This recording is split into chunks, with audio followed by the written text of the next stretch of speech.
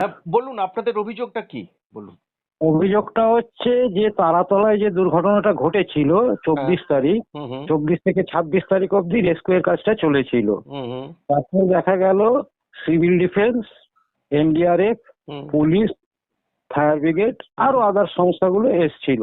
হুম হুম তো civil defence থেকে সেদিনকে যারা প্রথম মুভ করেছিল হুম তার মধ্যে ধ্রুবজ্যোতি রয়, আদিত্য বোস, আরো অনেকে আছে, 2-4 জন হুম ড্রাইভার হিসাবে। হুম তারা এবং প্রত্যেকটা গাড়িতে কম বেশি 13 জন করে ছিল হুম রেস্কিউয়ার। হুম হুম এদেরই মেন কাজ হচ্ছে রেস্কিউ করা, অন্য কারুর কোনো কাজ নেই, কোনো অফিসার রেস্কিউ করে না, কেউ করে না। হুম হুম হুম ও যারা কিনা মাঠে কাজ করে রেস্কিউর ব্যাপারটা করে, হুম 4টে গাড়ি গেছিল, হুম তার মধ্যে 3টে হচ্ছে ভলেন্টিয়ারদের গাড়ি আর একটা গেছিল পার্মানেন্ট লোকেদের গাড়ি, সেটা হচ্ছে আপনার ওই বেলুর থেকে। হুম হুম হুম তো ওটা হচ্ছে আপনার WBCF এর যারা ছেলেরা আছে বা লোকরা আছে হুম তাদের গাড়ি। হুম তো এই হচ্ছে সিভিল ডিফেন্সের স্ট্রেংথ নিয়ে গেছিল।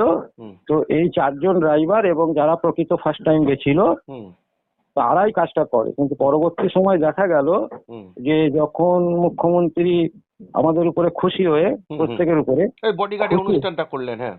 বডিগার্ডের অনুষ্ঠানটা করলেন, হুম হুম তখন ওখানে যারা প্রকৃত কাজ করলো হুম 13 করে 4টা এবং 52 আর 4জন বা 5জন ড্রাইভার, হুম হুম মানে নিয়ার অ্যাবাউট 60 হুম হুম এরকম মানুষগুলো ছিল। কিন্তু দেখা গেল যখন ডাকটা পেলো, এটা অফিসের থ্রুতে যেহেতু হয়েছে, হুম হুম অফিস কি করলো, টোটালটা গোপন করে হুম নিজেদের পার্সিয়ালিটি অনুযায়ী হুম যারা সাহেবের কাছে থাকে বা সাহেবের জল দেয় বা তোষণ করে আচ্ছা। হুম বা অফিসাররা হুম হুম বা ডিসি মর্যাদা এরকম লোকের যারা আশেপাশে ঘোরে, অর্থাৎ সেই হচ্ছে সিন্ডিকেট রাজের মধ্যে যারা জড়িত আছে হুম হুম তাদেরই একমাত্র নিয়ে এটা করালো। আর কিছু সেদিনকে রেসপন্ডেন্ট যারা ছিল তাদের দিল, মানে দুধ আর জল মিশিয়ে দিল, হুম হুম হুম দিয়ে টোটালটাই একটা ফেক জিনিস পাঠিয়ে দিয়েছে। হুম তখন এটা মানে রাতারাতি হয়েছে। এটা হুম আগের দিন রাত্রি জানা গেছে, পরের দিন 9টার মধ্যে রিপোর্ট করার কথা ছিল। হুম হুম তো সেই জন্য সবাই সবকিছু যোগাযোগ করে উঠতে পারেনি।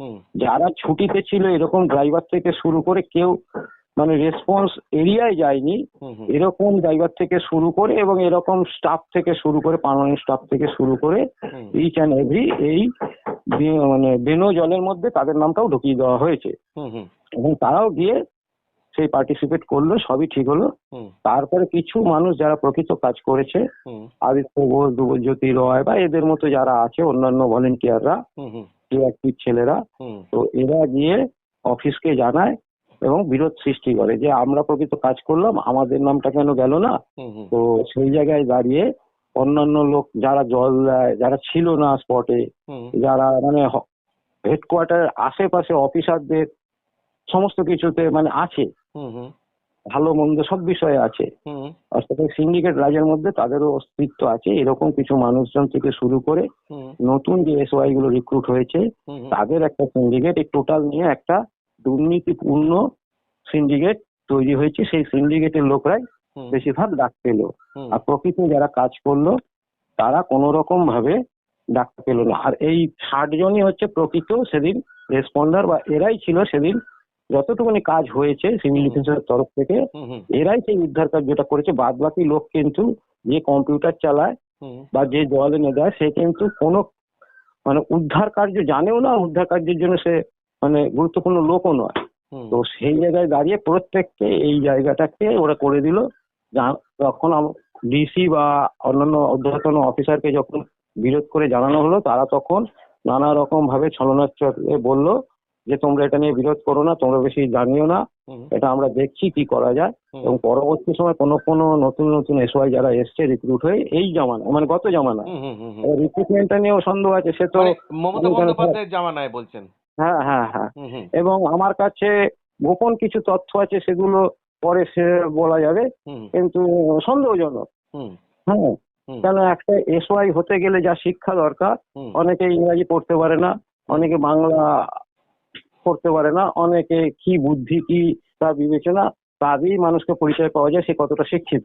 হুম তো এই ধরনের কাজ করতে গিয়ে ফেস করা যাচ্ছে। হুম এবং এরা বিভিন্ন আগের যে জমানা যা হয়েছে হুম হুম তোষণের ব্যাপারটা বলছি, আমি কোন কমিউনিটি নিয়ে বলছি না, কিন্তু সেখানে সেটাও আছে। হুম, এবং এই জায়গাটাকে পুলিশের যেরকম মুসলিমীকরণ করা হয়েছিল, হুম, এখানেও সেই মুসলিমীকরণ চলছে স্টিল নাও টুডে। হুম, তো এই সিন্ডিকেটের এরাই হচ্ছে মাথা। যেহেতু সিএম সাহেব একটা ডেকেছে নতুন আমাদের সিএম, হুম, তো সেই জায়গা তিনি এত জানেন না এবং জানানো আমাদের পক্ষে অতটা সম্ভবও হয়নি। হুম। তো এই বিষয়টাই যে ওনাকেও ঠকিয়েছে, আমাদেরও ঠকাচ্ছে, জাল দুপক্ষেই করেছে।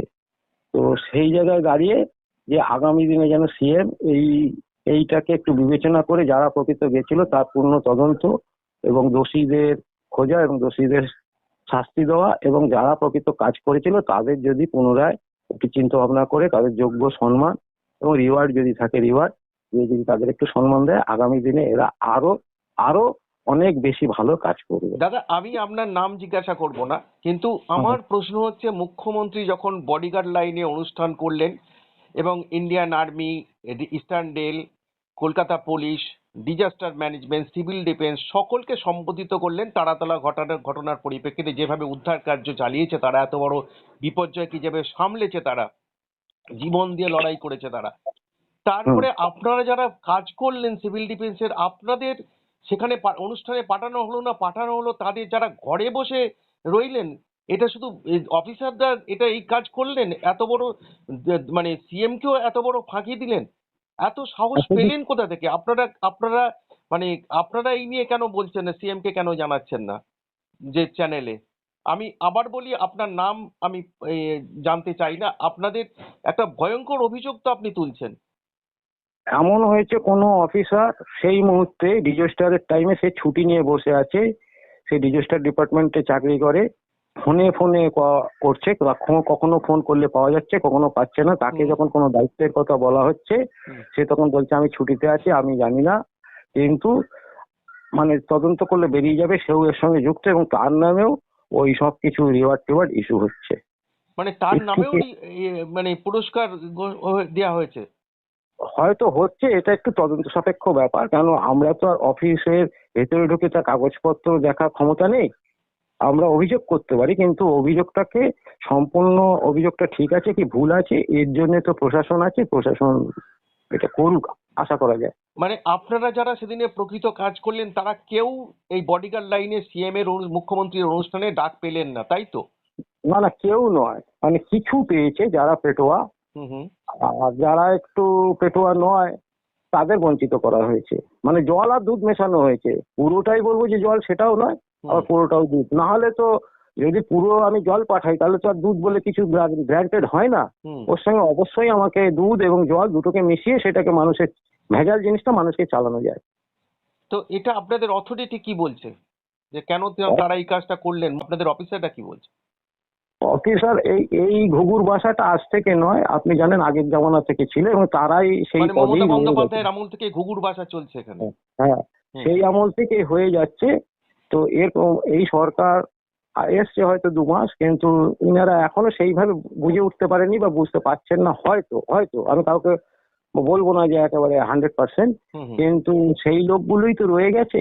হুম, এ তো হুম, আপনি সব জায়গায় দেখতে পাচ্ছেন, অন্নপূর্ণা ভান্ডার থেকে অর্থাৎ দপ্তরগুলো সেই একই জায়গায় রয়েছে, হুম, দপ্তরগুলোর কোনো চেঞ্জ হয়নি। হুম, হুম, হুম, তো সেই জায়গায় দাঁড়িয়ে এরা আমাদের মানে ওইভাবে কোনো যখন কিছু ভালো কিছু আসে যারা প্রকৃত খাটে, এবং এই সব বলার জন্য তাকে পানিশমেন্ট, মানে একজন ভলেন্টিয়ার নিয়োগ হয় তার নিয়ম হচ্ছে 8 কিলোমিটারের মধ্যে দিতে হবে। হুম, হুম, হুম, এরকমও লোক আছে তাকে মানে হিংসার এমন জায়গায় নিয়ে গেছে, তাকে 3টে ডিস্ট্রিক্ট পার করে কাজে পাঠানো হয়েছে।